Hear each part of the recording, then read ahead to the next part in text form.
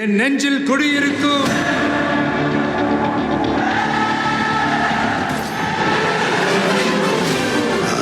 தளபதி. உங்க toilet cleaner bison toilet cleaner குவாலிட்டியை விட பெட்டர்னு நிரூபிச்சா உங்க மொத்த பணமும் ரீஃபண்ட். பைசன் டாய்லெட் கிளீனர் இப்போது 79 ரூபாயில்.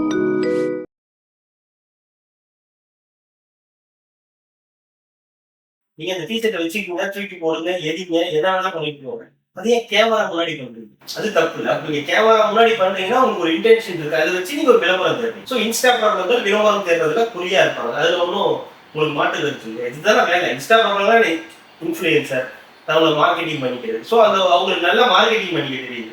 உருவமை எரிக்கிறதுக்கும் நீ கொண்டு போய் டீஷர்ட்டை போட்டு போகியில கொடுத்துறதுக்கும் இருக்கு. அப்புறம் உனக்கு எவ்வளவு வன்மை இருக்கு. ஒருத்தர் பண்ணக்கூடிய சின்ன சின்ன விஷயங்கள் கூட வந்து நோட் பண்ணி அதை வந்து எடுத்துட்டு போகணும் அப்படின்றது.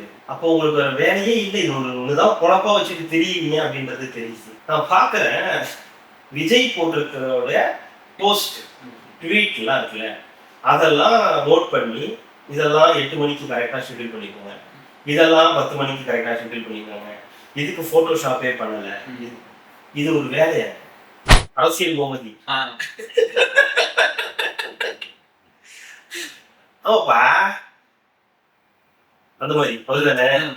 அதாவது ரொம்ப நார்மலைஸ் பண்றாரு ஒரு விஷயத்த, சிபிஐ என்கொயரி பண்றத, ஒரு படத்தை முடக்கிறதெல்லாம் வந்து அப்படிதான் நடக்கும். எப்படி நடக்கும்? அரசியல் அரசியல் கோமதி அப்படின்னு இந்த காலத்துக்கு போட்டுக்கிட்டு அப்படி இப்படின்னு பண்ணிக்கிட்டு சொல்றதுனால அதெல்லாம் உண்மையாயிடும் அப்படின்றது அவரு நம்பலாம்.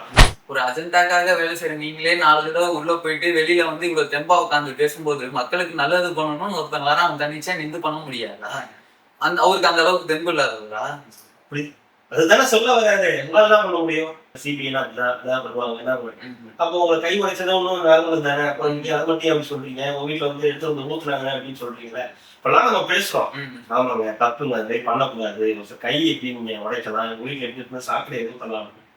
அப்போ இதுல இப்போ உங்களுக்கு என்ன நியாயம்? இது நீங்க பேசுறது என்ன? இது சிபிஐ முடக்கணும்னு சொல்றதையும் இதுல ஜனநாயகம் வந்து முடக்குவாங்க, அப்படிதான் பண்ணுவாங்க, அப்படிதான் பண்ணுவாங்க. ஸ்டூடெண்ட் வரியா வரியா நான் சொல்றேன். காதல் அடிப்பாங்களா? உங்க உட்காந்து காதல் முட்டி போட வச்சிருவாங்களா? சட்டையை கை வச்சுருவாங்களா? இதெல்லாம் பைத்திய கஷ்டம் ஃபியூச்சரா இருக்கு. ரெட் ரோட்ஸ் நேயர்களுக்கு வணக்கம். இன்றைய கார்த்திக் விஷன் நிகழ்ச்சி தமிழுக்கு நடக்கும் அரசு நிகழ்வை பற்றி விவாதிக்க. வணக்கம் கார்த்திக். வணக்கம். நல்லா இருக்கீங்களா? நல்லா இருக்கேன். ஹாப்பி பொங்கல். ஹாப்பி பொங்கல். மாட்டு பொங்கல் கூட வச்சுக்கோங்க. இப்போ அந்த ஜனநாயகன் நம்ம பார்த்துட்டு இருந்தோம். இன்னைக்கு போயிருந்து நம்மளுக்கு உச்ச நீதிமன்றம் போயிருந்தாங்க, வழக்கு எடுப்பாங்கன்னு பார்த்தோம், ஆனா எடுக்கல. நீங்க ஹைகோர்ட்லயே பாருங்க, நாங்க எங்களை தலையிட விரும்பல அப்படின்னு சொல்லிட்டு திருப்பி அனுப்பிட்டாங்க. கேஸ் வந்து எடுத்துக்க முடியாதுன்றத. இதை நம்ம எப்படி பார்க்கலாம்? ஒரு பின்னடைவும் நம்ம எதிர்க்கலாமா ஜனநாயகன் படத்துக்கு? ஜனநாயகன் ரொம்ப முக்கியமான ஒரு செய்தியா தமிழ்நாட்டு ஊடகங்கள்ல ஒரு படத்துக்காக அது ஒரு நேஷனல் நியூஸா ஆயிடுச்சு. ஏன்னா ராகுல் காந்தி போன அளவுக்கு ட்வீட் போன அளவுக்கு அது பெரிய நியூஸ் ஆயிடுச்சு. ஆனால் அதுக்கு முன்னாடி ஒரு முக்கியமான நியூஸ் இருக்கு. பகுதி நேர ஆசிரியர், இடைநிலை ஆசிரியர்கள் போராட்டம் பண்ணிட்டு நம்ம பார்த்தோம். தொடர்ந்து போராட்டம் நடந்துட்டு இருக்கு. நேற்றைய தினம் கூட, அதாவது நேற்றைய தினம் 14ஆம் தேதி வரைக்கும் கூட அவங்க வந்து போராடிட்டு இருந்தாங்க. போராடி அவங்க அன்பில் மகேஷ் அவர்கள் கூப்பிட்டு வந்து பேசினாரு. இந்த மாதிரி உங்களுக்கு ஊதிய உயர்வு 2500 ரூபாய்க்கு நாங்கள் பண்ணுறோம் சொன்னாங்க. ஆனால் அதை கேட்காம அவங்க தொடர்ந்து அது போராட்டம் அப்படின்னு நடக்குது. அது எங்களுக்கு ஒத்து வராது அப்படின்னு சொல்லி. ஆனால் நேற்று வந்து ஈவினிங் வந்து பார்த்தீங்கன்னா ஒரு ஆசிரியர் ஒருத்தர் வந்து இறந்துட்டாரு, தற்கொலை பண்ணிட்டாரு, விஷயம் கூட இறந்துட்டாரு அப்படிங்கிற ஒரு விஷயம். எதனால் அப்படின்னு பார்த்தா இந்த மாதிரி போராட்டம் அப்படின்றது ஒரு காரணமாக இருக்குது. ஆனால் அந்த நியூஸ் வந்து பார்த்தீங்கன்னா ஒரு வேல்யூ இல்லாத நியூஸாக மாறிடுச்சு. வேல்யூ இல்லாத நியூஸ்னா அவர் இறந்துட்டாருன்றத ஒரு பெரிய நியூஸாவே இவங்க ஆக்கல, பெரிய அளவுக்கு அதை வந்து காட்டல. ஒரு போராட்டம் நடந்திருக்கு. அந்த போராட்டத்துல ஒருத்தர் விஷம் குடிச்சிருக்காரு. அந்த விஷம் குடிச்சு அவர் இறந்துருக்காரு, இடைநிலை ஆசிரியர்கள் ஒருத்தர். இந்த சம்பவம் ஒரு விஷம் குடிச்சது 13ஆம் தேதி. 13ஆம் தேதி விஷம் குடிச்சு அவரை கொண்டு போய் ஹாஸ்பிட்டல்ல வச்சு நடந்திருக்குது. அது எங்க வெளியே தெரிஞ்சிட போதுன்றதுக்காக உடனே அன்பில் மகேஷ் வந்து பேசி அவங்க கிட்ட சமாதான பேச்சுவார்த்தை 2500 ரூபாய் ஊதிய உயர்வு நாங்கள் பண்றோம் அப்படின்னு சொன்னேன். அதுக்கும் அவங்க வந்து கேட்காம அதெல்லாம் எங்களுக்கு சரி வராதுன்னு சொன்னதுக்கப்புறம் மீண்டும் போராட்டம். அதுக்கப்புறம் தான் மாலையில தான் வந்து அவர் இந்த மாதிரி குளிச்சவர் இறந்துட்டாரு அப்படின்றது. அது நம்ம ஊடகங்கள் எவ்வளவு இதுவா இருப்பாருங்க. அந்த செய்தியே வந்து போடல. அவ்வளோ ஒரு மோசமான ஒரு நிலையில தான் தமிழ்நாடு ஊடகங்கள் மெயின் ஸ்ட்ரீம் மீடியாக்கள் இருக்குன்னு போட்டாங்க, சும்மா ஒரு நியூஸ் அப்படின்ற மாதிரி போட்டாங்களே தவிர அதை பற்றின ஒரு விவாதம் இல்லை, அது எதனால் நடந்ததுன்றது, அடுத்த கட்டம் என்ன, அவர் யார் என்ன இப்படின்ற எந்த செய்திகளும் இல்லை. இருந்தாலும் ஒருத்தர் இறந்துட்டாரு, ஒரு செய்தி இறந்துட்டாரு, போராட்டத்துக்காக வந்தாங்க. அதில் மாணவர்கள் இது ஆசிரியர்கள் விட்டு அமைச்சர் பேசினாரு, பேச்சுவார்த்தை தோல்வியில் முடிஞ்சது, அதனால மறுபடியும் போராட்டம் போயிட்டாங்கன்றதோட முடிஞ்சிச்சு. தவிர அதை தவிர மற்ற எல்லா செய்திகளும் இந்த உலகத்துல வந்துகிட்டே இருக்கு. தினமும் இடைநிலை ஆசிரியர்கள் போராட்டம் இப்படியே தான் போயிட்டு இருக்கு. நீங்க யோசிச்சு பாருங்க, திடீர்னு உதாரணது இத்தனை நாள் இல்லாம திடீர்னு அவங்க மேல வந்து பாசம் வந்து திடீர்னு அவங்க கூப்பிட்டு வந்து பேச வைக்கிறாங்க, அன்பில் மகேஷ் வச்சு பேச வைக்கிறாங்க. பேச வச்சோன்னே அடுத்த நாள் இதே சாயந்தரமே இப்படி ஒரு நியூஸ் வரும். ஸோ எப்படி வந்து இந்த சிஸ்டம் கிட்டத்தட்ட அப்படிதானே மறைக்கிற மாதிரியான ஒரு செய்தி தானே. இதே மாதிரி தான் சேகர் பாபு வந்து சமீபத்தில் ஒரு இடத்துக்கு போயிட்டு ஒரு கோயிலில் போயிட்டு ரொம்ப மோசமா சில வார்த்தைகள் எல்லாம் பேசி என்னமோ நடந்துருச்சு, இவங்க ஏதோ திட்டாங்கன்ற மாதிரி சொல்றாங்க. உடனே அதுக்கு இவர் உடனே திட்டாருன்ற மாதிரி பேச்சுவார்த்தைகள் போகுது. உடனே பார்த்தா தூய்மை பணியாளர்கள் போய் நீங்க எப்படி பேசுங்க அப்படின்னு சொல்லி கொஞ்ச நாள் சொல்லி செயல்டா இருந்தா அதுக்கப்புறம் உடனே தூய்மை பணியாளர்கள். ஸோ இந்த மாதிரி பேட்ச் அப் ஒர்க் தான் நடக்குது. ஏதாவது ஒன்று நடந்துச்சுன்னா அதுக்கு ஒரு பேட்ச் ஒர்க் நடத்திடுவாங்க, அதுக்கு ஏதாவது ஒரு பூசி இருக்கும், இந்த நியூஸை வெளியே போயிடக்கூடாது அப்படின்றது தான் நடக்குதே தவிர இதுக்கு ஒரு தீர்வுன்ற மாதிரி எதுவுமே நடக்கலை. இது இங்க இருக்கக்கூடிய செய்திகள்ல மிக முக்கியமானது. ஊடகம் எவ்வளோ மோசமாக போயிட்டு இருக்குன்றத இதுல இருந்து மக்கள் தெரிஞ்சுப்பாங்க, தெரிஞ்சுக்கிட்டு இருக்காங்க. இதோடைய விளைவுகள் 2026 தெரியும்னு நினைக்கிறேன். நீங்க கேட்ட விஷயம் ஜனநாயகம். நம்ம அன்னைக்கே சொன்னோம், supreme court is always supreme court அப்படின்னு. ஸோ அது எப்படி எடுக்கும், என்ன ப்ரெடிக்ட் பண்ணணும்னே நம்மளால ப்ரெடிக்ட் பண்ண முடியாது. தான் எடுப்பாங்க, இல்லைன்னா கிடையாது. இது வந்து மேல்முறையீட்டுக்கு போனதே எனக்கு தெரிஞ்சு தேவையில்லாத. ஏன்னா இங்க உயர்நீதிமன்றத்துல இங்க ஒரு வழக்கு இருக்கு. உங்களுக்கு 20ஆம் தேதிக்கு 21ஆம் தேதி கொடுத்துருக்காங்க. கொடுத்ததுக்கு அப்புறம் நீங்க வந்து உச்சநீதிமன்றம் போனீங்கன்னா அவங்களோட ஈகோ உங்களுக்கு இதாகும். கீழே விசாரணை நடந்துருக்கு, உங்களுக்கு ஒரு டேட் கொடுத்துருக்காங்க, அதை விட்டுட்டு எதுக்கு நீங்க இப்ப வரீங்க? இது உங்களுக்கு தேவையில்லாத ஒரு அலைச்சல்.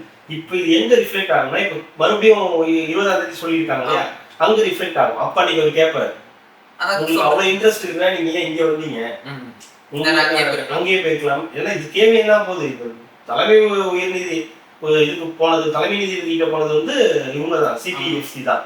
அவங்க இருப்பாங்க, நாங்கள் தான் இங்கே வழக்கு போட்டிருக்கோமே, இங்கே தான் வந்து 20th கொடுத்துருக்கோமே, 21st கொடுத்துருக்கோமே, எதுக்காக ஒரு அவசரமா வந்து நீங்க உச்சநீதிமன்றம் போறீங்கன்றது ஒரு சின்ன ஈகோ வந்து இருக்கும். அது இங்க விசாரிச்சுட்டு இருக்கும் போதே நீங்க அங்க போறீங்களா, அவ்வளவு அவசரமா உங்களுக்கு அப்படின்ற மாதிரி மாறும். ஜனநாயக டீம் இந்த விஷயத்துல ஏதோ கொஞ்சம் அவசரப்படுறாங்க. அரசியல் இருக்கு அப்படின்றதெல்லாம் நம்ம மறுக்கிறதுக்கு இல்லை. ஆனா இதுல ஒரு பிரச்சனை இருக்கு, இந்த மாதிரி சில பிரச்சனைகள் இருக்கு. சில நேரங்களில் தவறான கைடன்ஸ் கூட இது மாதிரி பண்ண வைக்க வேணும். இப்போ உங்களுக்கு பராசக்தி படம் வந்து இத்தனை கட்டுக்கு அப்புறம் ரிலீஸ் ஆயிடுச்சுன்றது ஒரு பக்கம் இருந்தாலும், இந்த படத்துல அவங்க விட்டு இருந்தவங்க ஒருவேளை எனக்கு தெரிஞ்சு இந்த டைமுக்குள்ள அந்த படத்தை பார்த்துட்டு அவங்க வந்திருந்திருக்கலாம். அந்த படம் இல்ல இந்த டேட் வரைக்கும் அவங்க வெயிட் பண்ணிட்டு இருக்கலாம், 20ஆம் தேதி கொடுத்தாங்க. ஆனா உடனே உச்சநீதிமன்றம் மேல்முறையீடுன்னு போனது ஒரு ஈகோவை வந்து ஃபிளாஷ் பண்ற மாதிரி. இது வந்து ஜனநாயக டீம் வந்து நம்ம படத்தை ரிலீஸ் பண்ணணும் அந்த மும்மரத்துல பண்ணியிருக்கலாம். ஆனா இப்போ அது வந்து வேற மாதிரி செட்பேக் ஆயிருக்கு. போனாங்க, ஆனா அங்க எடுக்கல. இப்போ வந்து மறுபடியும் கீழே தான் வரும். இப்போ கீழே வந்து அவர் என்ன சொல்லுவாங்க, ஏன் போனீங்க, எதுக்கு அவசரப்பட்டு போறீங்க, வழக்கு இருக்கும்போது ஏன் போனீங்கன்ற ஒரு கேள்விக்கெல்லாம் வைப்பாங்க. அதெல்லாம் சொல்லணும். ஒருவேளை அங்க போகாம இருந்தா கூட சீக்கிரமா முடிச்சு வைக்கிறதுக்கான ஒரு வாய்ப்பு கூட இருந்திருக்கலாம். இங்க ஹைகோர்ட்லயே இருந்திருக்கலாம். இப்ப அங்க போனா 20ஆம் தேதி கொடுத்துருக்காங்க, 21ஆம் தேதி கொடுத்தாங்க. ஆனா தெரியல அது எப்படி என்ன பண்ணுவாங்கன்னு தெரியாது. ஏன்னா இங்க வரக்கூடிய கமெண்ட்ஸ் எல்லாமே பார்த்தாவே ஒரு மாதிரி தான் இருக்கு. என்ன அவசரம், ஏன் போகணும், என்ன இது உங்களுக்கு என்ன அவசரம், ஏன் உடனே போகணும்னு நினைக்கிறீங்க, நீங்க நினைச்ச நேரத்துல இதெல்லாம் பண்ண முடியுமா அப்படின்ற மாதிரி கமெண்ட்ஸ் வருது. நான் சொல்றது தீர்ப்பு இல்லை, கமெண்ட்ஸ் வருது. நீதிபதிகள் வரக்கூடிய கமெண்ட்ஸ் வருது. இது எப்படி வேணாலும் போகும். பட் ஆனால் ஜனநாயகன் படம் விஜய் பொறுத்த வரைக்கும், இல்லை விஜய் ரசிகர்களை பொறுத்த வரைக்கும் ஒரு கடினமான ஒரு சூழ்நிலை தான், கொஞ்சம் கஷ்டமான ஒரு இதுதான். வரக்கூடிய செய்திகள் வந்து அவ்வளவு சிறப்பா இல்லை. மேபி இந்த படம் ஓடிடிக்கு வந்தாலும், நேரடியாக ஓடிடிக்கு வந்தாலும் வரலாம்ன்ற மாதிரி செய்திகள் ஒரு பக்கம் வந்துட்டு இருக்கு. இது 20ஆம் தேதிக்கு அப்புறம் தெரியும்னு நினைக்கிறேன். அதற்கான வேலைகளும் ஒரு பக்கம் போகுதான். இல்ல பாத்துக்கலாம், ரிலீஸ் பண்ண முடியாத பட்சத்துல ஓடிடி ரிலீஸ் பண்ணிடலாம். ஏன்னா இது எடுத்துட்டு போற மாதிரி இருந்துச்சா டைரக்டா ஓடிடில ரிலீஸ் பண்ணிக்கலாம்ன்ற மாதிரி செய்திகள் போகுது. ஓடிடினா நோக்கம் எலெக்ஷனுக்கு முன்னாடி இந்த படம் ஏதோ ஒரு தளத்துல வந்து ரிலீஸ் பண்ணிடுறாங்க. உங்களுக்கு வரவேற்பு இருக்கும், பயங்கரமா இருக்கும். பட் ஆனா ஒரு தியேட்டரிக்கல் எக்ஸ்பீரியன்ஸ் இருக்காது இல்லையா. பிரம்மாண்டமா அந்த போய் கொண்டாடுறது, கடைசி படம் சொல்லிட்டாங்க போது அந்த பிரம்மாண்டம், அந்த எமோஷன், அது அந்த ஃபேமிலியா போறது, அந்த படத்தை போய் என்ஜாய் பண்ணணும்னு நினைக்கிறதுன்றதெல்லாம் இருக்காம போறதுக்கும் வாய்ப்புகளும் இருக்கு. அது நடக்கக்கூடாதுன்னு எல்லாரும் ரிலீஸே நம்ம கொண்டாடுறோம் அப்படின்றப்போ ஜனநாயகம் திருப்பி ஓடிடில இருந்தாலும் எப்பயும் ஒரு மாசத்துல வந்து தியேட்டர்ல நம்மளுக்கு கொண்டாடலாம். அது கில்லி ரீரிலீஸ் ஏன் கொண்டாடுறோம்னா அதுக்கு ஒரு காரணம் இருக்கு. கில்லி அப்போ வந்து படம் எல்லாரும் என்ஜாய் பண்ணோம், மறுபடியும் ஒரு இதுவாக போய் பார்ப்போம், ஃபிளாஷ்பேக் மாதிரி அது போய் நம்ம போய் பார்ப்போம். அப்பயும் விஜய் வந்து இண்டஸ்ட்ரியில இருக்காரு. பட் ஆனால் இப்போ இண்டஸ்ட்ரியை விட்டு அவர் போறேன்றாரு. அப்போ அவரோட படத்தை கொண்டாடுறதுக்கு ஒரு செலிப்ரேஷன் வேணும். அது தியேட்டர் தானே கரெக்டு. அவர் அவ்வளோ கோவிட் டைம்லயுமே மாஸ்டர் படத்தை வெயிட் பண்ணி அவ்வளோ படம் தரேன்னு சொன்னப்பையும் அவ்வளோ கடன் இதுக்கு வந்தப்பையும் இல்லை தியேட்டர் ரிலீஸ் தான் சொல்லி அப்போதைய தியேட்டர் ஓனர்கள்லாம் என்ன சொல்லுவாங்க, தெய்வ சார் தியேட்டர் மாஸ்டர் படத்தை ரிலீஸ் பண்ணி இவங்களை எல்லாம் வந்து காப்பாத்திட்டாரு. 50 ஆக்குபென்சிலே அவ்வளோ க்ரௌட் வந்துச்சு, யாருமே வரமாட்டாங்கன்னு நினைச்சோம். ஆனா விஜய்ன்ற பேருக்காகவே இந்த படம் எல்லாருமே வந்தாங்க, பார்த்தாங்க, நிறைய பேர் வந்து சொல்லியிருக்காங்க. ஸோ அப்படி ஒரு நபர் ஜனநாயகம் ஓடிடியில் ரிலீஸ் பண்ணுவாரா அப்படின்னு ஒரு கேள்வி இருக்கு. ஆனால் அதே டைம்ல ரொம்ப ப்ரெஷர் போட்டா பரவாயில்ல போ அப்படின்னு ரிலீஸ் பண்றதுக்கும் வாய்ப்புகள் இருக்கு. அதனால ஜனநாயகம் என்ன வேணாலும் நடக்கலாம். மேல்முறையீடு வந்து தள்ளுபடி பண்ணிட்டாங்க. ஸோ இதுக்கப்புறம் மறுபடியும் ஹைகோர்ட்ல தான் நடக்கும். ஹைகோர்ட்ல என்ன சொல்ல போறாங்கன்றது நீதிபதி தான் வந்து. ஒருவேளை இவரும் டெல்லியில போய் பொங்கல் விழா அட்டென்ட் பண்ணியிருந்தா ரிலீஸ் ஆயிருக்குமோ நம்ம தெரியல. பொங்கல் விழா அட்டன் பண்ணதுனால இல்ல, பராசக்தி படம் ரிலீஸ் ஆனதான் பொங்கல் விழாவே அட்டன் பண்ணாங்க எல்லாரும். பராசக்திக்கு மோடி போய் சந்திச்சது நல்ல ஒரு சந்திப்பு. சிவகார்த்திகேயன் சொன்னாரு, இந்த தடவை பொங்கலை வந்து மோடி அவர்கள் பாதத்தில் மோடி அவர்களோட செலிப்ரேட் பண்ணதுன்றது ரொம்ப மறக்க முடியாத ஒரு தருணம். ஆமா, மறக்கவே முடியாத தருணம் தான். வணக்கம் தான் ஸ்பெஷல். வணக்கம் அனைவருக்கும் பொங்கல் வாழ்த்துக்கள். வாழ்த்துக்கள் கிடையாது, நல்ல அழுத்தங்கள் அப்படின்னு சொல்றது. அல்ல அந்த இதுல வச்சிருக்கிற வசனம் பராசக்தி படத்துலயே நம்மளுக்கு இருக்கும். உங்களுக்கு எவ்வளவு கஷ்டமா இருக்குது ஆரம்பத்துல, அதே மாதிரிதான் எங்களுக்கும் இருக்கும், விட்டுருங்கடா அப்படின்ற மாதிரிதான் எல்லாத்தையும் யாருக்கும் திருப்பி அங்கேயே போய் பொங்கல் அட்டென்ட் பண்றாங்க. பாத்தீங்களா, வேற வழி இல்ல, தூக்கிட்டு போயிட்டாங்க. வரீங்களா இல்லையா அப்படின்னு தான். இது 2-3 பாயிண்ட்ல பேசலாம். ஒண்ணு காங்கிரஸ்க்கு எதிரான படம் அப்படின்ற பாயிண்ட்லயும் பேசலாம். இன்னொன்னு ஹிந்திக்கு எதிராக பேசுறீங்களா அப்படின்ற பாயிண்ட்ல பேசலாம். ஏன் ஹிந்திக்கு எதிராக நீங்க எல்லாம் படம் பண்ணீங்க, அப்ப அந்த டீமே நான் கூப்பிட்டு உட்கார வைக்கிற மாதிரி. உனக்கு வந்து 1000 இது இருக்கலாம், ஆனா சிம்பிளா சொல்ல போனா அசிங்கப்படுத்தி அனுப்பியிருக்காங்க. அது அப்படியும் வச்சுக்கலாம். அது அப்படியே ஒரு பாயிண்ட் இருக்கு. அவங்க டீமையை கூப்பிட்டு உட்கார வச்சு வந்து வாங்க எல்லாம் பொங்கல் கொண்டாடுங்க. ஏன்னா உங்களுக்கு யோசிச்சு பாருங்க, எந்த தேவையும் கிடையாது. சிவகார்த்திகேயன் ஜெயம் ரவியும் கூப்பிட வேண்டிய எந்த தேவையும் இவங்களுக்கு கிடையாது, எல்முருகன் அவங்களுக்கு கிடையாது. ஆனா நீங்க ஏன் கூப்பிட்டு வர வைக்கணும், அவங்கள வர வச்சு அங்கதான் நீங்க அப்படின்ற மாதிரி சொல்ற மாதிரியான ஒரு செய்தி தான். அங்க போய் ஜிவி பிரகாஷ் பாட்டு பண்ணாரு, எல்லாரும் ஹாப்பியா இருந்தாங்களா இல்லையான்றதெல்லாம் அவங்கள கேட்டாதானே தெரியும். அவங்க வெளியுலகத்துக்கு கேட்கும்போது என்ன சொல்லுவாங்க, சூப்பரா இருந்தது மொழியோட ஓகே பாரதத்துல அவங்களோட அதை நீங்க எப்படி செலிப்ரேட் பண்றீங்கன்னு இருக்கு. ஏதோ முக்கியமான நிகழ்ச்சியில உங்களை எல்லாரையும் கூப்பிட்டு இண்டஸ்ட்ரியில முக்கியமான ஆட்களை எல்லாம் கூப்பிட்டு தான் வருவாங்க. இவங்களை மட்டும் பர்டிகுலரா கூப்பிட்டு ஒரு இது பண்றாங்க. அப்ப ஏதோ நடந்துருக்கு. அவ்வளவு தூரம் எதுக்கு ரொம்ப கீழே இறங்கி போகுது மத்திய அரசுமே, ஏன் அவ்வளவு தூரம் எனக்கு பிரதமர் எதுக்கு இவங்கெல்லாம் பிரதமர் அப்படின்றத தாண்டி இப்ப எல்முருகன் தான் அந்த இதுல மினிஸ்டர் சிபிஎஃப்சியோட துறையோட இதுவா இருக்க அமைச்சரா இருக்காரு. அப்போ ஒரு பாக்குற இந்த படம் இப்படி ரிலீஸ் ஆயிருக்கு, சரி வாங்க நீங்க எல்லாம் வந்துட்டு போங்க. ஏன் நாங்க என்ன சரி இது தடுத்துருக்கலாம்ல, இது இந்த படத்தை எடுத்தது உதயநிதி பையன் இன்பநிதி அவர் வந்து அந்த படத்தை ரிலீஸ் பண்ணி அவர் தான் ஒன் ஆஃப் தி ரிலீஸ். அப்புறம் டான் பிக்சர்ஸ் யாருன்றதும் தெரியும். நீங்க தடுத்துருக்கலாமே, அவங்க போகாம இந்த மாதிரி எங்களை வந்து மிரட்டுறாங்க வைக்கிறாங்கன்னு ஏதாவது ஒன்று சொல்லி இருந்திருக்கலாம். அப்ப நீங்களும் அனுப்பி வைக்கிறீங்கன்னா அப்ப ஏதோ ஒரு விஷயம் உள்ளார இருக்கு. இதுல சிக்கி தவிக்கிறது அந்த படத்தோட குழுவினர் தான். இவங்களுக்கும் கிடையாது, இவங்களும் கிடையாது. சிவகார்த்திகேயன், ரவிமோகன் இவங்களாம் தான் சிக்கி தவிக்கிறாங்க. பாவம், அவர் பேசுறது இவங்களுக்கு புரியாது, இவங்க பேசுறது அவருக்கு புரியாது. அச்சா பகுத்தச்சா அப்படின்ட்டு 2 பேரும் பேசி பொங்கல் நல்லா இருக்கு அப்படின்னு சொல்லிட்டு வர வேண்டியதான். அப்படிதான் வந்திருக்காங்க, அப்படிதான் தெரியுது. இப்போ இந்த இடத்துல ஜனநாயகனுக்கு உள்ள பிரச்சனை. ஸோ பராசக்தியை ஆதரிக்கிறாங்க, ஒரு பக்கம் அந்த டீமை கூப்பிட்டு இது பண்றாங்க, பொங்கல் வைக்கிறாங்க, போட்டோ எடுக்கிறாங்க, எல்லாம் பண்றாங்க. அட் த சேம் டைம் ஜனநாயகனுக்கு எல்லா பிரச்சனையும் கொடுக்குறாங்க. ஸோ இப்போ யார் வந்து இவங்கள்ட்ட ரொம்ப இணக்கமா இருக்குன்றத நம்ம தெரிஞ்சுக்கலாம். ஆமா, டான் பிக்சர்ஸும் உதயநிதி இது ரெட் ஜெயின் மூவிஸ் நினைச்சிருந்தா இவங்களை அனுப்பாம கூட வச்சிருந்தாங்க. சத்தியமா அவங்களோட ஒப்புதல் இல்லாமலாம் போகவே முடியாது. யோசிச்சு பாருங்க, அந்த படத்துல நடிச்சவங்க 3 பேர் மட்டும் போறாங்க, மற்றவங்க எல்லாம் இல்லை. ஸோ அப்போ இவங்க தான் போக மாட்டாங்க, அப்ப இவங்க மட்டும் போறாங்க. அப்ப ஏதோ ஒண்ணு நடந்திருக்கு, அந்த விஷயம் தான் இவங்களை அங்க போக வச்சிருக்கு. ஏதோ வகையில இவங்க பாதிக்கப்பட்டிருக்காங்க அப்படின்றதுனால தான் அங்க போயிருக்காங்க. எதிர்கட்சியா இருக்கும்போது கோபேக் மோடின்னு கருப்பு கோலம்லாம் விட்டாங்க, ஆளுங்கட்சியா இருக்கும்போது சிறப்பு பொங்கல் போட்டு வரவேற்கிறாங்க. அது போலாம், பொங்கலுக்கு போலாம், பொங்கலுக்கு போலாம், அது என்ன ஒரு பண்டிகை தானே. ஆமா, அது ஜாலியா போயிட்டு பொங்கல் தானே. மோடி பொங்கலுக்கு கொடுத்தாருன்னா சாப்பிட மாட்டீங்களா? அல்வாவே கொடுத்துருக்காங்க, நம்ம சாப்பிட்டுருக்கோம். பொங்கல் கொடுத்தா சாப்பிட மாட்டோமா? அதுல எதாவது கிரெடிட் ஆச்சுல்ல அந்த மாதிரி. போகி கொண்டாடுனீங்களா? போகி நம்ம இதெல்லாம் கொண்டாடுறது இல்லை. போகி அதெல்லாம் ஒரு காலத்துல சும்மா அந்த மூலம் வச்சுக்கிட்டு அடிச்சுக்கிட்டு பண்ணிக்கிட்டு இருந்தா அந்த குழுவுல ஜாலியா இருக்கும். இப்ப என்ன போகி கொண்டாடுறதுக்கு நமக்கு என்ன இருக்கு? ஒரு வேலையும் இல்லையே. ஒருத்தவங்க பிடிக்கலன்னு சொல்லிட்டு டிஷர்ட்டை போட்டு எரிச்சிருக்காங்க. எரிச்சு அவங்க போகியை கொண்டாடி இருக்காங்க. அவங்க டிஷர்ட்டை போயிருக்காங்க. உங்களுக்கு என்ன கொடுத்துருக்காங்க? அந்த டிஷர்ட்ல யார் படம் இருக்குதுன்ற ஒண்ணு இருக்குல்ல, வைஷ்ணவ். அது ஓகே. யார் படம் தெரிவிச்சாங்க? விஜய் அவர்களோட கட்சியில நின்றுப்போம் அந்த ஒரு டிஷர்ட் போட்டிருக்காங்க. அந்த டிஷர்ட்டை அப்படி கேமரா முன்னாடி காட்டி அப்படி போட்டு எரிச்சிருக்காங்க. இது சமூக வலைத்துல வந்து நல்லா பரவி இருக்கு. இப்போ நீ அப்படி இருக்கு. அதுக்காக பண்ணது தானே, பரவலும் பண்ணது தானே. அது தீ பரவட்டும் கேள்விப்பட்டிருக்கீங்க இல்லையா?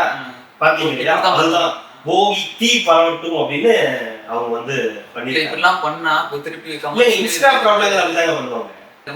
இன்ஸ்டா பிரபலங்கள் நீங்க இன்ஸ்டா பிரபலத்தை திடீர்னு போய் கட்சியில சேர்ந்தவன வந்து அவங்க பெரிய இது நினைச்சு நம்ம இது பண்ணிக்க கூடாது. இன்ஸ்டா பிரபலங்கள் இப்படிதான் கேமராவுக்காக சில விஷயங்கள் பண்ணுவாங்க, அது வைரல் ஆகணும் அப்படின்னு நினைப்பாங்க. இதுக்கு திவாகர் பரவாயில்ல.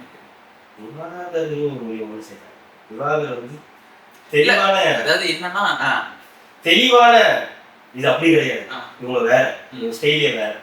அதாவது யோசிச்சு பாருங்க, ஒரு கட்சியில இருக்காங்கன்னா திடீர்னு இந்த கட்சியில இருந்து அவங்களுக்கு எதாவது கிடைக்கல, மரியாதை இல்லை அப்படின்னு சொல்லிட்டு உடனே வேற கட்சிக்கு போவாங்கன்னா, அந்த கட்சிக்கு போனவங்கன்னா நிறைய ட்வீட் போடுவாங்கன்னா, என்னன்னா திராவிடம்னா என்னன்னே தெரியாதுன்னுவாங்க. ஆனா எல்லாம் பண்ணுவாங்க.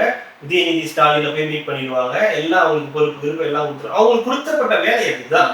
டெய்லியும் உட்காந்து விஜய் வந்து திட்டிட்டு ஏதாவது விஜய் ஏதாவது போடுவாரு, இல்லை விஜய் டீம் ஏதாவது பண்ணுவாங்க, கட்சியில் ஏதாவது நடக்கும், உட்காந்து பண்ணிட்டு இருக்கோம். இதாம வேலை இல்லை கட்சி. அதெல்லாம் அவங்களுக்கு எதுக்கு இதான் கட்சி பண்ணி இல்ல இதை நியாயப்படுத்துறாங்க பாரு. என்னென்ன உருவம் எல்லாம் இருக்கு, இதெல்லாம் ஒரு சாதாரண ஒரு விஷயம் தான், இதெல்லாம் என்ன பெரிய இதா நீங்க பாக்குறீங்க, உருவம் எல்லாம் இடிச்சது இல்லையா அப்படின்னு ஒரு அது வந்து நியாயப்படுத்துறாங்க பாருங்க. ஆமா, இப்ப நான் தான் சொல்றேன், உங்களுக்கு இன்ஸ்டா ப்ராப்ளங்கள் அப்படிதானே இருப்பாங்க. இப்போ இன்ஸ்டா ப்ராப்ளத்துக்கு போய் நீங்க பண்ணது தப்புன்னு சொன்னா அவங்க என்ன சொல்லுவாங்க, உடனே அது ஒரு வீடியோ போடுவாங்க. அப்படி சொல்லிட்டாங்க, அது வந்து எப்படி தெரியுமா இப்படிதானே பேசுவாங்க. ஒரு அரசியல்வாதியா இருந்தா இந்த மாதிரி பண்ணிருக்க மாட்டாங்க. ஒரு அரசியல் தலைவர்கள் இப்படி பண்ண மாட்டாங்க. இவங்க சொல்ற அந்த உருவ எரிப்பு பிரச்சனைக்கும் போது எடுக்கப்படுறது, போட்டோ எடுக்கப்படுறதுலாம் ஒரு பிரச்சனை, ஏதாவது ஒரு ரீதியில ஒரு பிரச்சனை வந்திருக்கு. இப்போ கலைஞர் அவர்களுடைய உருவ பொம்மை எரிக்கிறாங்கன்னா அப்போ அதுக்கு ஏதாவது காரணம் இருந்திருக்கும். ஜெயலலிதா உருவ பொம்மை எரிக்கிறாங்க, அதுக்கு ஒரு காரணம் இருக்கு. உதயநிதியோட உருவ பொம்மையையும் போட்டோவையும் வந்து காலில் போட்டு மிதிச்சாங்கன்னா அது ஒரு சனாதனத்தை பத்தி அவர் பேசின விதம் தமிழ்நாட்டுக்கு ஓகே, மற்ற மாநிலங்கள்ல இவங்க ஆதரிக்கக்கூடிய இந்தியா கூட்டணி இருக்கு இல்லையா, அங்க இருக்கக்கூடிய மற்ற மாநிலங்கள்ல பீகாரா இருக்கட்டும், உத்தரப்பிரதேசமா இருக்கட்டும், இங்கெல்லாம் ஏத்துக்க மாட்டாங்க. அவங்க சனாதனம்ன்றது வேற. அங்க சனாதனம் தான் அவங்களோட கொள்கை கோட்பாடு எல்லாம். அப்போ இங்க இருக்கிற பிஜேபி அதை கொண்டு போய் வேற மாதிரி அவங்க கொடுக்குறாங்க. அது தெரிஞ்சாலும் அவங்க போட்டு எரிக்கிறாங்க. ஸோ அப்போ அதுல ஒரு இது இருக்கு, நியாயம் இருக்குது. சொன்ன கருத்தை உங்களுக்கு பிடிக்கல, உங்களுக்கு என்ன பிரச்சனை? நீங்க அந்த கட்சியில இருக்கீங்க, அந்த கட்சியில இருந்து வெளியே வந்துட்டீங்க. நீங்க அந்த டிஷர்ட்டை வச்சுக்கிங்க, தூக்கி போடுங்க, எரிங்க, என்ன வேணா பண்ணிட்டு போங்க. அதே கேமரா முன்னாடி பண்றீங்க, அது தப்பு இல்லை. அப்படி நீங்க கேமரா முன்னாடி பண்றீங்கன்னா உங்களுக்கு ஒரு இன்டென்ஷன் இருக்கு, அதை வச்சு நீங்க ஒரு விளம்பரம் தேடுறீங்க. ஸோ இன்ஸ்டாகிராம்ல வந்து விளம்பரம் தேடுறதுல குறியா இருப்பாங்க. அதுல ஒன்றும் உங்களுக்கு மாற்று கருத்து இல்லை. இதுதான் வேலை. இன்ஸ்டாகிராம்ல இன்ஃபுளுசர் அவங்கள மார்க்கெட்டிங் பண்ணிக்கிறது. ஸோ அந்த அவங்களுக்கு நல்லா மார்க்கெட்டிங் பண்ணிக்க தெரியுது. எதை பத்தி பேசினா, எதை பத்தி போட்டா இந்த இணையத்துல வைரல் ஆகலாம், நம்மளை பத்தி நல்லா தெரிஞ்சுக்கலாம் அப்படின்றது அவங்களுக்கு நல்லா தெரியுது. அந்த வகையில இதுக்கு சப்பக்கட்டு கட்டுற மாதிரி உருவ பொம்மை எரிச்சாங்க, அதை எரிச்சாங்க. நம்ம உருவ பொம்மை எரிக்கிறதுக்கு ஒரு காரணம் இருக்கு. அதுக்கு முதல்ல போலீஸ் பர்மிஷன் இருக்கு. ஒருத்தர் போய் தனியா உட்கார்ந்து எல்லாம் எரிக்க மாட்டாங்க, எரிச்சிருவாங்க. யார் எரிச்சு பண்ணுவாங்க, அவங்கள எரிச்சிருவாங்க. உருவ பொம்மை எரிக்கிறதுக்கும் நீ கொண்டு போய் டிஷர்ட்டை போட்டு போகியில கொடுத்துறதுக்கும் இருக்கு. அப்புறம் உனக்கு எவ்வளவு வன்மை இருக்கு. நீ சொல்றல, ஸோ டிவிக்கு வாரிய சுடோனி வந்து திட்டுறாங்க, இது பண்றாங்க, அபியூஸ் பண்றாங்க, அசிங்கமா பேசுறாங்க, இதுதான் தற்கொலைகள் அப்படி இப்படின்னு பேசுறீங்க. அப்புறம் போலீஸ்ல போய் கம்ப்ளைண்ட்லாம் கொடுக்குறீங்க. நீ இந்த மாதிரி பண்ணினா அப்புறம் எரியுமா இல்லையா? நீ ஏதோ பண்ணிட்டு இருக்கோம். அதுக்கு எதுக்கு விஜய் போட்டோ டிஷர்ட்டை கொண்டு போய் அதில் எரிக்கிற மாதிரி காட்டணும்? அப்போ உன்னுடைய நோக்கம் என்ன? விளம்பரம் வாங்கணும், நீ நல்லா தெரியணும். ஓகே, நல்லா திட்டுறாங்கன்னா வாங்கி நல்லா இல்லை, நல்லா வேலை செய்து பண்ணணும், சூப்பராக செய்து அப்படின்னு சொல்லி மேலிடத்துல இருந்து பாராட்டு. கண்ணுமணியே கலைச்சி புட்ட நீ அப்படின்னு பாட்டுலாம் பாடி. ஸோ ஒரு பாட்டு இருக்குது, C5 ஒரு டிவி சேனல் இருக்கு, அது ஒரு சிங்கிங் ப்ரோக்ராம். அதுல வந்து பசங்க நல்லா பாடிட்டாங்கன்னா இந்த மாதிரி பாட்டு பாடி அவங்களுக்கு அடுத்த கட்டத்தை இது பண்ணுவோம். ஸோ அந்த பொண்ணுக்கு அந்த மாதிரி பண்ணுவாங்கன்னு நினைக்கிறேன். அடுத்த கட்டத்துக்கு மூவாவது டீசர்ட் எடிக்கிறது அது இதுன்னு பண்ணுவாங்க. ஆக மொத்தம் அரசியல் பண்ண போறது இல்லை. இந்த மாதிரி ஏதாவது பண்ணிட்டு அதுதான் அரசியல்னு சொல்லிட்டு இருக்க போறாங்க. அது சொன்னாலும் ஏத்துக்கிற பக்குவம் கிடையாது. ஏன்னா இன்ஸ்டா ப்ராப்ளங்களுக்கு அந்த இது கிடையவே கிடையாது. அதுதான் பிரச்சனை. நாளைக்கு எம்எல்ஏ ஆகிடுவாங்க. இவங்களதான் ஏத்துவாங்க. இவங்கெல்லாம் வந்து அறிவார்ந்த தமிழ் சமூகம் இல்லையா, அதனால ஏத்தி விட்டு அழகு பார்க்கறாங்கன்னு அந்த தொகுதியில் இருக்கிற யாராவது முக்கிய புள்ளி ஏத்தி விட்டு அழகு பார்க்கலாம். நீங்க ஒண்ணு சொன்னீங்க, இன்னொன்னு நான் ஒண்ணு சொல்றேன் பாருங்க. நீங்க இந்த இன்ஸ்டா ப்ராப்ளத்தை பத்தி சொன்னீங்க. எக்ஸ்ல ஒரு இது இருக்கு இல்லையா, குரூப் இருக்கு. விஜய் உங்களுக்கு பிடிக்கட்டும் பிடிக்காம போகும், எடப்பாடி உங்களுக்கு பிடிக்கட்டும் பிடிக்காம போகும், உதயநிதி உங்களுக்கு பிடிக்குது பிடிக்காம போகும், ஸ்டாலின் உங்களுக்கு பிடிக்குது பிடிக்காம போகும். விமர்சனம் பண்ணுங்க, என்ன வேணா விமர்சனம் பண்ணுங்க. உங்களுக்கு அரசியல் தெரியல, இல்லை அரசியல் இப்படி பண்ண என்ன வேணா சொல்லலாம். அதுக்காக ஒருத்தர் பண்ணக்கூடிய சின்ன சின்ன விஷயங்கள் கூட வந்து நோட் பண்ணி அதை வந்து எடுத்துட்டு போகணும் அப்படின்றது. அப்போ உங்களுக்கு வேற வேலையே இல்லை. இது ஒண்ணுதான் குழப்பா வச்சுட்டு தெரியுவீங்க அப்படின்றது தெரியுது. நான் பாக்குறேன் விஜய் போட்டிருக்கிறோட போஸ்ட் ட்வீட்லாம் இருக்குல்ல, அதெல்லாம் நோட் பண்ணி இதெல்லாம் 8 மணிக்கு கரெக்டாக ஷெட்யூல் பண்ணிக்கோங்க, இதெல்லாம் 10 மணிக்கு கரெக்டாக ஷெட்யூல் பண்ணிக்கோங்க, இதுக்கு போட்டோஷாப்பே பண்ணல. இது ஒரு வேலையா? அவங்க எதிர்பார்க்கறாங்க போல இருக்கு. ஏன் அவர் ஏதோ பண்ணிட்டு போறாருங்க. உங்களுக்கு அவர் பிடிக்கலன்னா அவர் சொல்றதுல கருத்துல தப்பு இருந்துச்சுன்னா நீங்க விமர்சனம் பண்ணிக்கணும். நமக்கு கூட இப்ப எனக்கு கூட விமர்சனம் இருக்கு விஜய் மேல. இன்னைக்கு தமிழ் புத்தாண்டு, இன்னைக்கு தை பொங்கல். தமிழ் புத்தாண்டுன்னு இதை அறிவிச்சவர் யாரு? நீங்க எதிரியா பார்க்கக்கூடிய ஒரு தலைவர், அந்த கட்சியினுடைய தலைவர். அந்த கட்சி அது மறந்துடுச்சு. அவருடைய பேரன் போடல, அவருடைய மகன் போடல. இன்னைக்கு தமிழ் புத்தாண்டு, தை முதல் நாள் தமிழ் புத்தாண்டுன்னு அவர் தான் சொன்னார். ஆனா அதை யாரும் மதிக்கல. நீங்க போங்க, நான் பாத்துக்கிறோம். எங்களுக்கு தமிழ் புத்தாண்டுன்னு எது தெரியும், ஆங்கில புத்தாண்டு டேட்லாம் எங்களுக்கு தெரியும், நீங்க எங்களுக்கு வந்து சொல்லாதீங்க, பாடம் எடுக்காதீங்க அப்படின்றது அவங்க கட்சிக்காரங்களே நிறைய பேர் அதை மதிக்கலன்னு வச்சுக்கோங்க. இன்னைக்கு அவங்களே மறந்துட்டாங்க. அதை தமிழ் புத்தி இவங்க ஏற்றுக்க மாட்டாங்க, தெரிஞ்சு போச்சு அப்படின்றதுனால மறந்துட்டு அவங்க வந்து தை திருநாள் வாழ்த்துக்கள், பொங்கல் வாழ்த்துக்கள், தமிழர் திருநாள் வாழ்த்துக்கள் போட ஆரம்பிச்சிட்டாங்க. இவர் சம்பந்தமே இல்லாம இன்னைக்கு வந்து வாழ்த்துக்கள் போட்டுட்டு இருக்காரு. தை திருநாளுக்கு வந்து தமிழர் புத்தாண்டு வாழ்த்துக்கள். இதெல்லாம் யாரு கேட்டா? எங்க இருந்து எடுத்துக்கோ நீங்க தமிழ் புத்தாண்டு வாழ்த்துக்கள்னு யாருக்கு? இது விமர்சனம். நமக்கு விஜய் மேல இருக்கிற விமர்சனம். அதே மாதிரி நீங்க அந்த மாதிரி விமர்சனம் நீங்க அதை விட்டுட்டு இவங்க எத்தனை மணிக்கு ஷெட்யூல் போட்டிருக்காங்க, இது 10 மணிக்கு ஷெட்யூல் போட்டிருக்காங்க, ரெகுலரா இதேதான் ஷெட்யூலா வச்சிருக்காங்க, சிஜில பண்ணாங்க, ஏஐல பண்ணாங்க, இதெல்லாம் ஒரு விமர்சனம். அப்போ நீங்க உங்களுக்கு வேலை கிடையாது. உங்களுக்கு கொடுக்கப்பட்ட வேலை என்ன? இதுதான். இதெல்லாம் ஒரு பேச்சுன்னு எடுத்துக்கு. நம்மளே போனோம்னா 8 மணிக்கு போலாம்டா, 7 மணிக்கு போலான்றாங்க. அந்த ரவுண்ட் ஆஃப் தான் நம்ம பார்ப்போமே. நம்ம 7:54 போவோம், 7:08 போவோம்னா நம்ம சொல்லுவோம். விஜய் உட்காந்து டைப் பண்ணி போட்டுட்டு இருப்பாரு நீங்க நினைக்கிறீங்களா? இப்போ தமிழ் புத்தாண்டு வார்த்தைகள் போடுறாருன்னு வச்சுக்கோங்க, உட்காந்து விஜய் மக்களுக்கு அனைவருக்கும் தமிழ் புத்தாண்டு கண்டிப்பா இருக்காது சார். இது ஓகேவான்னு கேட்பாங்க. ஓகே காட்டுங்க, செக் பண்ணணும், செக் பண்ணி போஸ்ட் பண்ணிட்டு. ஸ்டாலின் உட்காந்து டைப் பண்ணிட்டு இருப்பாரா? சரி, ஸ்டாலின் ஏன் ஷெட்யூல் பண்ணி போட மாட்டேங்கிறாரு? எப்படி வச்சுக்கோங்க, ஸ்டாலின் ஏன் ஷெட்யூல் பண்ணி போட மாட்டேங்க? அவர் இஷ்டத்துக்கு போடுறாரு. ஏன்னா நமக்கு தெரியாது அவர் ஷெட்யூல் பண்ணி போடுறாரா இஷ்டத்துக்கு போடுறாருன்னு. நம்ம போய் அதை நோட் பண்ண போறது இல்லை. சும்மா எப்போ பார்த்தாலும் உட்காந்து இது என்ன பண்றான், அவன் என்ன பண்றான். இங்க ஒரு பிரச்சனை நடந்துச்சு, அதை பத்தி ஏதாவது பேசுறீங்களா? இது ஒருத்தர் செத்தாரு, ஆசிரியர்களுக்கு, அதை பத்தி பேசுறீங்களா? அதை பத்தி எல்லாம் பேசுறது கிடையாது. உடனே தூய்மை பணியாளர் போய் பார்த்துட்டாரு பார்த்தீங்களா? இனிமே நீங்க எப்படி அரசியல் பண்ணுவீங்க? சரி, தூய்மை பணியாளர் பார்த்துட்டாரு, தூய்மை பணியாளர் பார்த்துட்டா முடிஞ்சிருச்சா? எல்லாம் சரியாயிடுமா? எல்லாரும் அப்படியே சந்தோஷமாயிட்டாங்களா? 3 வேளை சோறு போடுறேன்னு சொன்னாங்க தூய்மை பணியாளர்களுக்கு. இந்த பிரச்சனைக்கு அப்புறம் 3 வேளை சோறு போடுறேன்னு சொன்னாங்க. இது வரைக்கும் அந்த சோறு போடுறதுல சரியான நடைமுறையை கடைபிடிக்கப்படும். ஒரு தடவை கூட டைமுக்கு சோறு போடுறதுல சோறு போடுறாங்கன்றது சந்தேகம் வந்து. அந்த வீடியோ எல்லாம் பாத்தீங்களா இல்லையா? 5 ஸ்டார் ஹோட்டல் ரேஞ்சுக்கு இணையான சாப்பாடு அவங்களுக்கு எல்லாம் போயிட்டு இருக்குது. நேரத்துக்கு சோறு கொடுக்கலாம். இந்த தயாரிப்பு வீடியோ எல்லாம் போட்டிருந்தாங்க, பெரிய பெரிய மிஷின்லாம் வச்சு நல்லா கிண்டுவீங்க, நல்லா தெரியும் எப்படி கிண்டுவீங்கன்னு எங்களுக்கும் தெரியும். அதெல்லாம் செய்தியாகவே வந்துகிட்டு இருக்கு. அதெல்லாம் நேரத்துக்கு, அதாவது இந்த 8 மணிக்கு வேணும், 1 மணிக்கு 2 மணிக்குள்ளேயும், ஈவினிங் 7 to 8 ஏதோ சொல்லியிருந்தாங்க. ஆனால் ஒரு நாள் அந்த மாதிரி டைமிங்ல அது போறது இல்லைன்றது தான் உண்மை. இதை சொன்னா ஏற்றுக்க போறாங்க, ஒன்றும் ஒன்றும் பிரச்சனை இல்லை.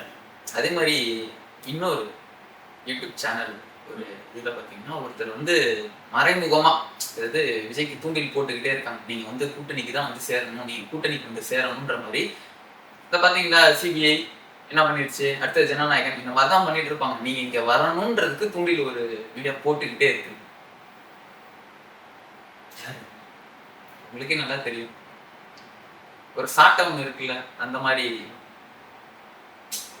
ஓ அவரு ஆ, அரசியல் கோமதி. ஆ. ஆமாப்பா அந்த மாதிரி அவரு தானே. ம். என்ன பண்றது, உள்ளுக்குள்ள ஒவ்வொருத்தருக்கும் ஒவ்வொரு ஃபீலிங் இருக்கத்தானே செய்யும். அதாவது ஒவ்வொருத்தருக்கும் ஒரு அசைன்மெண்ட். அவருக்கு வந்து அசைன்மெண்ட் என்னன்னா எப்படியாவது இந்தியாவுக்குள்ளார கொண்டு வரணும் அப்படின்றது அவருக்கு கொடுக்கப்பட்ட அசைன்மெண்ட்டா இருக்கலாம்னு நினைக்கிறேன். தொடர்ந்து அதை பத்தி தான் பேசிக்கிட்டு இருக்காரு. அதாவது ரொம்ப நார்மலைஸ் பண்றாரு ஒரு விஷயத்த, சிபிஐ என்கொயரி பண்றத, ஒரு படத்தை முடக்கிறதெல்லாம் வந்து அப்படிதான் நடக்கும். எப்படி நடக்கும்? அதான் அரசியல் கோமதி அப்படின்னு இந்த காலத்துக்கு போட்டுக்கிட்டு அப்படி இப்படின்னு பண்ணிக்கிட்டு சொல்றதுனால அதெல்லாம் உண்மையாயிடும் அப்படின்ற மாதிரி அவரு நம்பலாம். அது இல்லாம நம்புறது அது உண்மையா பொய்யான்றதை தாண்டி அதை நார்மலைஸ் பண்ண பார்க்கிறாரு. இதுதான் நடக்கும், இதான் பண்ணுவாங்க, அதெல்லாம் நடக்கக்கூடாதுங்க. அப்படி நடக்கக்கூடாதுன்னு தான் நம்ம பேசணும். அதை விட்டுட்டு அப்படிதான் நடக்கும்னு பேசுறதுல ஒன்றும் நியாயம் கிடையாது. அது அவருடைய கருத்தா கூட நம்ம வந்து வச்சுக்கலாம். ஆனா கொஞ்சம் ஆட்டம் கொஞ்சம் ஜாஸ்தியா இருக்கு, வர வர அது பார்க்க முடியுது. நம்ம பலவீனமா இருக்கோம், பலம் நம்மளுக்கு தேவைப்படுதுன்றதுனாலதான் நீங்க கூட்டணி கிடைக்கிறீங்க. இப்போ ஒத்துக்கிறீங்க நீங்க பலவீனமா இருக்குன்றத ஒத்துக்கிறீங்க. ஆமா, பலவீனமா இருக்கிறது கெஞ்சிட்டு இருக்காங்க. இல்லைன்னா அப்படி கெஞ்சிட்டு இருக்க போறாங்க. அது கெஞ்சுறதுனால அதை முடக்குவோம், இதை முடக்குவோம். சிபிஐ விசாரணை கூட விடுங்க, அது நடக்குங்க. ஜனநாயகம் முடக்குறதுக்கு வேற என்ன காரணம் இருக்க முடியும்? வேற எதுவுமே கிடையாது. உங்களையும் அப்படிதான் முடக்குறாங்க. அப்பதான் நீங்க வீடியோ போடக்கூடாது. கைது, அரஸ்ட், வந்துட்டாங்க, வாசல்ல நிக்கிறாங்க, கடப்பாறை எடுத்துட்டாங்கலாம் சொல்லக்கூடாது. அரசியல் இது மாதிரி பேசினா இதெல்லாம் நடக்கதான் செய்யும். அதையும் சமாளிச்சுட்டு போங்க. அப்படின்னா நீங்களும் விஜய் போட்ட மாதிரியே சிஎம் சார் நானும் இங்கதான் வீட்டுல தான் இருக்கேன், நீங்க ஏதாவது பண்ணணும்னா என்னை வந்து நீங்க இப்படி பண்ணுங்கன்னு சொல்லிட்டு தைரியமா நீங்க வீடியோ போடணும். அதை விட்டுட்டு தைரியமா தான் வீடியோ எல்லாம் போடுறாரு, பேசுறாரு, அதெல்லாம் ஓகே. ஆனா சில விஷயங்களை ஒரு அசைன்மெண்ட்டுக்காக பண்ற மாதிரி ஒரு தாட் இருக்கு. அது எல்லாரும் பொதுவெளியில இருக்கக்கூடிய விஷயம். அப்படிதான் பண்ணணும், அப்படிதான் பண்ணுவாங்க, இப்படிதான் பண்ணுவாங்க அப்படின்னு சில விஷயங்களை சொல்றது வந்து ஓகே, இப்படிதான் போல எல்லாருமே இந்த நார்மலைஸ் பண்றதுக்கான விஷயத்த. அதாவது நீ இன்டர்நெட் வந்து ஒன்னாலாம் சமாளிக்க முடியாது, ஒன்னாலாம் அரசியல் நிக்க முடியாது, நீ ஒரு ஆள் கிடையாது, உன்னை இப்படிலாம் டார்ச்சர் பண்ணுவாங்க, உன் படம் ரிலீஸ் ஆகாது. இந்த சொல்லிட்டாரு தீர்க்கதரிசி சொல்லிட்டாரு, உன் படம் ரிலீஸ் ஆகாது, ஜனநாயகன் ரிலீஸ் வந்து ஆஃப்டர் இதுதான் அப்படின்னு. ஓகே, ஒரு அஜெண்டாக்காக வேலை செய்யற நீங்களே 4 தடவை உள்ள போயிட்டு வெளியில வந்து இவ்வளவு தெம்பா உட்காந்து பேசும்போது மக்களுக்கு நல்லது பண்ணணும்னு ஒருத்தங்க வர அவன் தனிச்சா நின்று பண்ண முடியாதா? அவருக்கு அந்த அளவுக்கு தெம்பு இல்லாதவரா? அப்படி அதுதானே சொல்ல வராது. எங்களால பண்ண முடியும்? போயிட்டு வந்துட்டீங்க, உங்களை வந்து இது பண்ணிட்டாங்க, அப்படி பண்ணி ஏதோ ஒண்ணுங்க. அதை பத்தி கூட நான் உள்ள போகல, நீங்க ஏதோ சொல்லிட்டு போங்க. அதுல ஒரு இந்த இது இருக்கு இல்லையா, சொல்ற விதத்திலேயே ஒரு நார்மலைஸ் பண்ற சிபிஐனா அப்படிதான் பண்ணுவாங்க. என்ன அப்போ உங்களை கை உடைச்சதை ஒன்றும் நார்மல் தானே. அப்போ நீங்க அதை மட்டும் அப்படி சொல்றீங்க, உங்க வீட்டுல வந்து எடுத்து வந்து ஊத்துறாங்க அப்படின்னு சொல்றீங்களே. இப்பெல்லாம் நம்ம பேசுறோம், ஆமாங்க தப்புங்க, அது மாதிரி பண்ணக்கூடாது, கை எப்படி நீங்க உடைக்கலாம், உங்க வீட்டுல எடுத்துட்டு சாக்கடை எதுவும் பண்ணலாம். அப்போ இதுல இப்போ உங்களுக்கு என்ன நியாயம்? இது நீங்க பேசுறது என்ன? இது சிபிஐ முடக்கணும்னு சொல்றதுலயும் இதுல ஜனநாயகம் வந்து முடக்குவாங்க, அப்படிதான் பண்ணுவாங்க, அப்படிதான் பண்ணுவாங்க. ஸ்டூடெண்ட் வரியா வரியா நான் சொல்றேன். காதல் அடிப்பாங்களா, உங்க உட்காந்து காதல் முட்டி போட வச்சிருவாங்களா, சட்டையை கை வச்சுருவாங்களா? இதெல்லாம் பைத்திய கஷ்டம் ஃபியூச்சரா இருக்கு. என்ன பண்றது? அவ்வளவுதான், விட்டுருங்க. No comments. அடுத்தது பாத்தீங்கன்னா சுதா கங்கரா பராசக்தியோட டைரக்டர் சுத்தி ஏன் நான் அதுக்கே வரேன் அப்படின்னு சொல்லக்கூடாது. அவங்க ஒண்ணு சொல்லியிருக்காங்க, ட்வீட் போட்டு, விஜய் ரசிகர்கள் படிச்சுப்பீங்கல்ல, படிச்சேன் நான் சொல்றேன். ரவுடி சம்பந்தீங்களா? ஒரு எக்ஸ்ல யூஸ் பண்றவங்க ஒரு நம்பர்ஸ் எவ்வளவு இருக்க போகுது? மொத்தமாவே கூட்டி கழிச்சு பார்த்தா ரொம்ப கம்மியான நம்பர்ஸ் தான் ஓவரால் கெப்பாசிட்டியில இருக்கு. அவங்க ஒரு விஷயத்த ஸ்ப்ரெட் பண்றதுனால இந்த படத்துக்கு நெகட்டிவிட்டி வந்துருமா, இந்த படத்துக்கு வந்து ஓடாம போயிருமா, புக்கிங்ஸ் வராம போயிருமா, கதை நல்லா ஆகாம போயிருமா? அப்படி கிடையாது. நீங்க ஒழுங்கா எடுத்துருந்தீங்கன்னா அதை யாருமே தடுக்க முடியாது. அந்த படத்தை ஒரு படம் நல்லா இருக்கு அப்படின்னு முடிவு பண்ணிட்டா ஒரு ஃபெஸ்டிவல் டைம்ல 10 நாள் லீவ் இருக்கிற இடத்துல படம் நல்லா இருந்ததுன்னா மக்கள் ஆட்டோமேட்டிக்கா வந்து பார்க்க போறாங்க. படத்துல இன்ட்ரெஸ்ட் இருந்தா ஆட்டோமேட்டிக்கா வந்து பார்க்க போறாங்க. இதுக்கு எதுக்கு வந்து ஒரு கிரியேட்டிவ் ப்ரொடியூசர் அப்படி பண்ணிட்டாங்க, விஜய் ஃபேன்ஸ் ஒரு டைரக்டர் இதை வந்து இப்படி பண்ணிட்டாங்க, ஸ்ப்ரெட் பண்ணிட்டாங்க, நெகட்டிவிட்டிலாம் ஸ்ப்ரெட் பண்ண முடியாது. நெகட்டிவிட்டி ஸ்ப்ரெட் ஆகும், அதனால ஓரளவுக்கு தாக்கு பிடிக்க முடியும். ஓவரால ஒரு படத்தையே வந்து சாய்க்கிற அளவுக்குலாம் நெகட்டிவிட்டி வந்து ஸ்ப்ரெட் ஆகல. இந்த வேட்டையன் படத்தோட டைரக்டர் கூட சொன்னாரு, என்னோட ஃபர்ஸ்ட் ஷோக்கே வந்து வேட்டையன் வந்து டிசாஸ்டர்னு சொல்றேன். ஃபர்ஸ்ட் ஷோல இல்ல, ஃபர்ஸ்ட் ஷோ பார்க்கறதுக்கு முன்னாடியே சொல்லிடலாம் வேட்டையன் டிசாஸ்டர். ஏன்னா பார்த்தவங்க எல்லாம் இது டிசாஸ்டர் தான். அது ஒரு நல்ல கருத்து இருக்கு, அந்த படத்துல ஒரு முக்கியமான விஷயம்லாம் இருக்கு, ஓடல.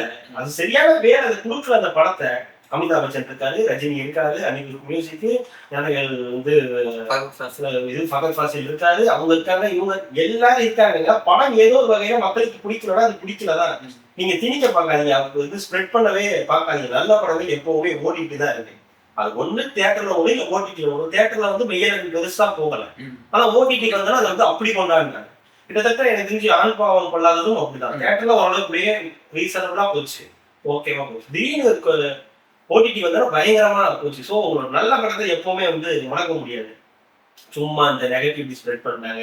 விஜய் ஃபேன்ஸ் சில பேர் அப்படி பண்ணியிருக்கலாம். உண்மையாவே வந்து விஜய் ஃபேன்ஸ் நிறைய பேர் பாய்காட் பண்ணாங்க, நிறைய பேர் கொஞ்சம் தப்பான வீடியோலாம் எடுத்து போட்டு வேற ஏதோ வீடியோலாம் எடுத்து போட்டுலாம் பண்ணாங்க.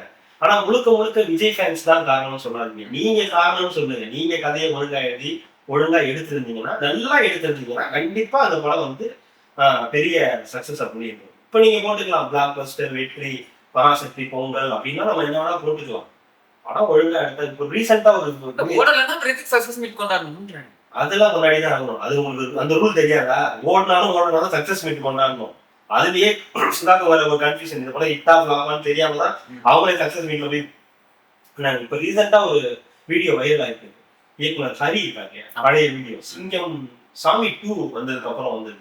அப்போ ஆவரை பண்ணிருக்காரு, அவருதான் வந்து இன்டர்வியூ பண்றாரு சினிமா இருக்காங்க. ஒரு கேட்கறது இந்த மாதிரி படம், அந்த படத்துல சில விஷயங்கள் நேரா கேளுங்க. என்னங்க அந்த சாமி இல்ல பூதம் அந்த டைலாக் தானே, ஆமா பிடிக்கலன்னு தான் சொல்லுவாங்க. அது நல்லது தானே. எனக்கு பிடிச்சிருக்கு பிடிக்கலன்னு சொல்றது நல்ல விஷயம். முன்னாடி எல்லாம் வந்து டிஜிட்டல் கிடையாது. இந்த படம் பார்த்து மக்களுக்கு பிடிச்சிருக்கா பிடிக்கல தெரியறதுக்கே டைம் ஆகும். எழுதுவாங்க, புக்ல எழுதுவாங்க, மவுத் டாக்ல தான் தெரியும். ஆனா இப்பெல்லாம் எல்லாரும் கையில போன் வச்சிருக்காங்க. பிடிச்சிருக்கு பிடிக்கலன்னு டக்குன்னு அடுத்து இப்ப நான் டைலாக் எழுதுனேன், அந்த படம் எடுத்துருக்கேன், அந்த டைலாக் வச்சேன். அது வந்து பயங்கர ட்ரோல் மெட்டீரியலா மாறிடுச்சு. நல்லது தானே. இப்ப எனக்கு தெரிஞ்சிருச்சா, ஓகே எனக்கு இது சரி கிடையாது, நம்ம வந்து வேற ட்ராக்ல போகணும்னு பெட்டரா எழுதணும். அதை விட்டுட்டு அது வந்து நெகட்டிவா சொல்றாங்க.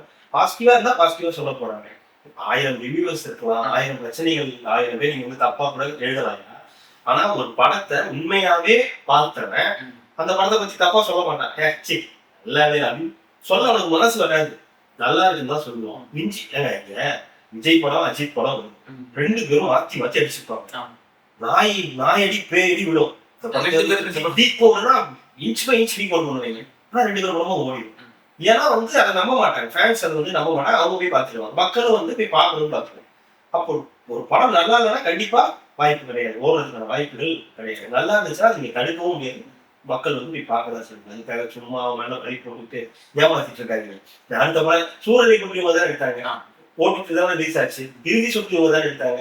எல்லாமே எல்லாருமே பாராட்டினாங்கல்ல, நல்லா இருக்குன்னு சொன்னாங்கல்ல. அப்ப நீங்க நல்ல படம் மட்டும்தான் கொடுக்குறீங்க, அப்படிதானே?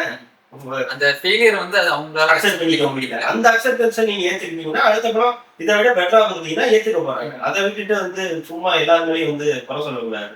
யோகிக்காக சொன்னதுதான் இது நல்லா இல்ல,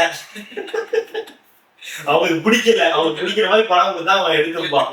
அதுக்கு மேல வந்து உங்க விருப்பம் இல்ல, மறுபடியும் விஜய் ஃபேன்ஸ் தான் சொல்லிட்டு போங்க, அவங்க ஓடிடில ரிலீஸ் பண்ண தயாராகிட்டு. அடுத்த ஒரு நேர்காணல்ல இதை பத்தி நான் விவாதிக்கலாம். என் நெஞ்சில் குடியிருக்கும்